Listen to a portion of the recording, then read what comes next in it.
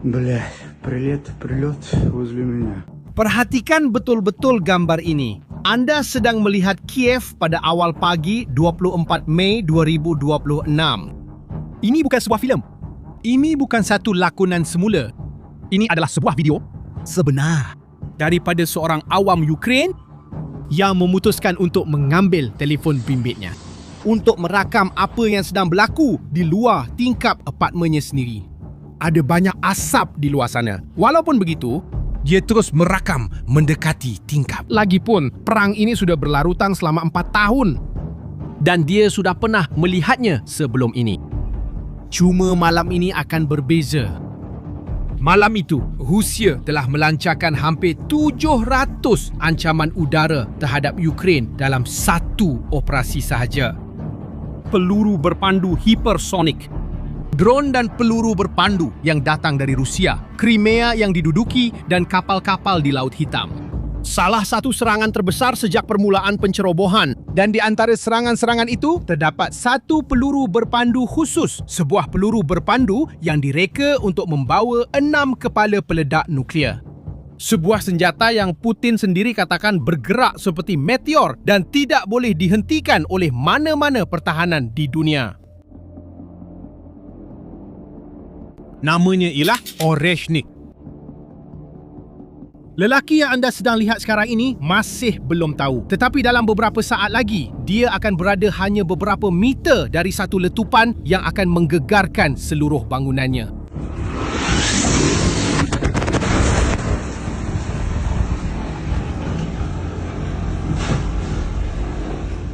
Dan perkara yang paling mengganggu pada malam itu bukanlah letupan tersebut. Tetapi ke mana Putin memilih untuk menghalalkan Oreshnik? Oreshnik ialah peluru berpandu balistik jarak pertengahan. Dalam bahasa Rusia, itu bermaksud kapal layar. Tetapi apa yang dibawa oleh senjata ini, itulah yang menakutkan Barat. Oreshnik melepaskan sehingga 6 kepala peledak berasingan semasa dalam penerbangan. Setiap kepala peledak melepaskan 6 lagi bom kecil miliknya. 36 titik impak dalam satu tembakan pada kelajuan Mach 10, hampir 10 kali ganda kelajuan bunyi. Dan di sinilah butiran yang mengubah segalanya. Oreshnik direka untuk membawa hulu ledak nuklear dan mempunyai jarak yang cukup untuk mencapai ibu kota utama Eropah. Berlin, Warsaw, Paris, London. Rusia menggunakan Oreshnik 3 kali terhadap Ukraine. Pada November 2024 terhadap Dnipro. Pada Januari tahun ini terhadap Lviv. Dan sekarang pada 24 Mei terhadap Bila Serkeva. Di wilayah Kiev, setiap penggunaan semakin dekat dengan ibu kota, setiap penggunaan semakin dekat dengan orang awam. Dan sentiasa diikuti dengan reaksi yang sama dari Barat. kecaman tanpa tindakan. 3 Oreshnik, 3 kecaman, 0 akibat. Tapi tunggu sehingga lihat apa yang benar-benar dihentam Putin pada awal pagi itu. Kerana Rusia berkata satu perkara kepada dunia dan melakukan sesuatu yang sama sekali berbeza. Kementerian Pertahanan Rusia berkata bahawa peluru berpandu telah mengenai pusat perintah dan kawalan tentera, pangkalan udara dan industri ketenteraan, dan memastikan bahawa tiada sasaran awam diserang. Itu yang Rusia katakan. Sekarang lihat apa yang Rusia lakukan. Muzium Nasional Chernobyl di kawasan Podil telah musnah akibat hentaman langsung. Muzium itu baru sahaja dibuka semula beberapa minggu sebelum ini. Sempena ulang tahun ke-40 bencana nuklear tahun 1986. Kementerian Luar Negeri Ukraina direka pada tahun 1939 telah terkena buat kali pertama sejak Perang Dunia Kedua. Ia telah bertahan daripada Nazi tetapi tidak pada malam serangan Putin. Filharmonik Kebangsaan, Opera Kiev, Muzium Seni Kebangsaan, Biara Katolik diserang pada pukul 4 pagi, sebuah sekolah dengan orang-orang berlindung di dalamnya. 3 peluru berpandu Rusia menyasarkan loji rawatan air bandar itu. Tiada satu pun daripada ini adalah pangkalan udara, tiada satu pun adalah markas tentera, tetapi tiada satu pun pihak berkuasa Rusia menarik balik kenyataan mereka. Barat telah bertindak balas. Macron mengisytiharkan perang Putin sudah sampai ke penghujungnya. Kaja Kallas menyifatkannya sebagai tindakan nuklear yang sengaja dan tidak bertanggungjawab.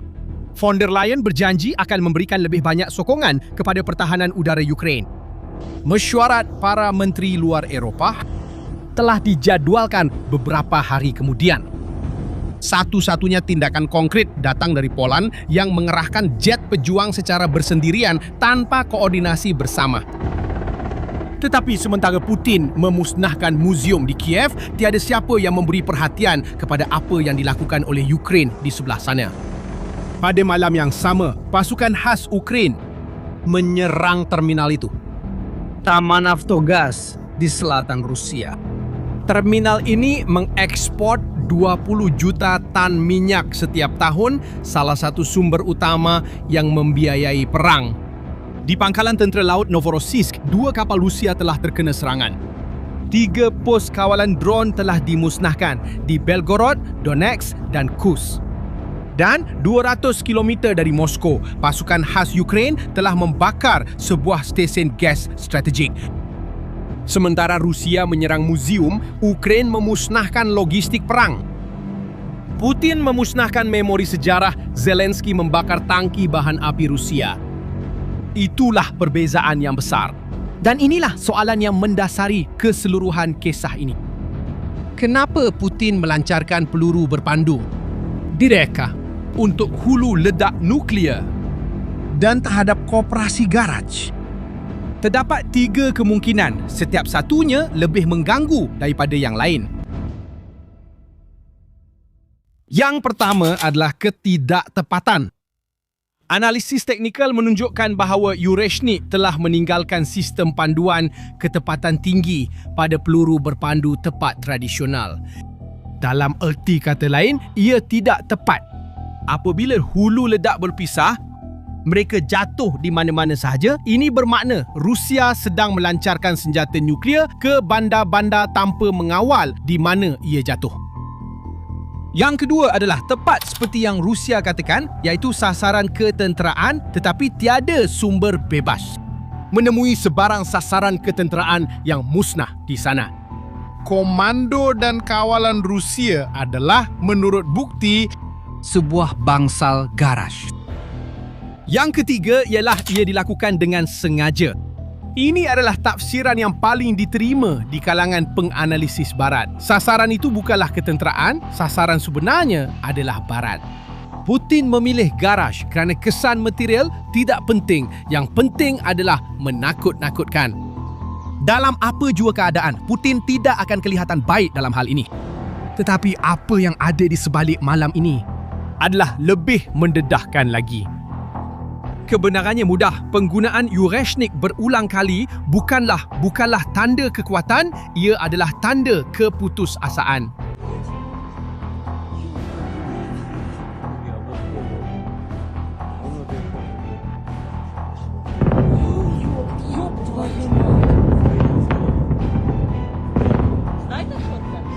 Lihat apa yang sedang berlaku di medan perang. Tentera Rusia hampir tidak bergerak maju selama berbulan-bulan di beberapa kawasan. Mereka sedang ditolak ke belakang. Sementara itu, Ukraine melakukan sebaliknya. Menyerang kilang penapisan minyak semakin jauh ke dalam Rusia, menenggelamkan kapal di Laut Hitam dan memusnahkan markas tentera lebih dari 1,000 km dari Moskow. Putin tidak mempunyai jawapan di medan perang. Untuk itu, jadi dia membalas dengan apa yang masih tinggal padanya. Persembahan, imej kemenangan untuk penonton Rusia. Sementara ekonomi Rusia merosot di bawah sekatan dan sementara Putin membakar berjuta-juta untuk mencipta imej kemenangan. Rakyat Ukraine biasa yang membayar harga sebenar perang ini. Dalam huntuhan, di mana dahulunya terdapat rumah. Dalam kesunyian, di mana dahulunya terdapat suara-suara. Dalam keluarga yang tidak akan pernah lengkap lagi. Setiap Oreshnik yang Putin tembakkan kurang merupakan demonstrasi kekuatan dan lebih kepada satu pengakuan kelemahan. Dan sesiapa yang benar-benar memberi perhatian sudah pun faham. Tapi saya nak tahu pendapat anda sekarang. Beritahu saya di ruangan komen. Daripada 3 hipotesis tentang Oreshnik, yang mana satu anda rasa benar? Jika video ini membuat anda berfikir, kongsikan dengan seseorang yang perlu faham apa yang sedang berlaku dalam perang ini. Dan langgan saluran ini untuk mengikuti analisis seterusnya. Jumpa lagi dalam video seterusnya.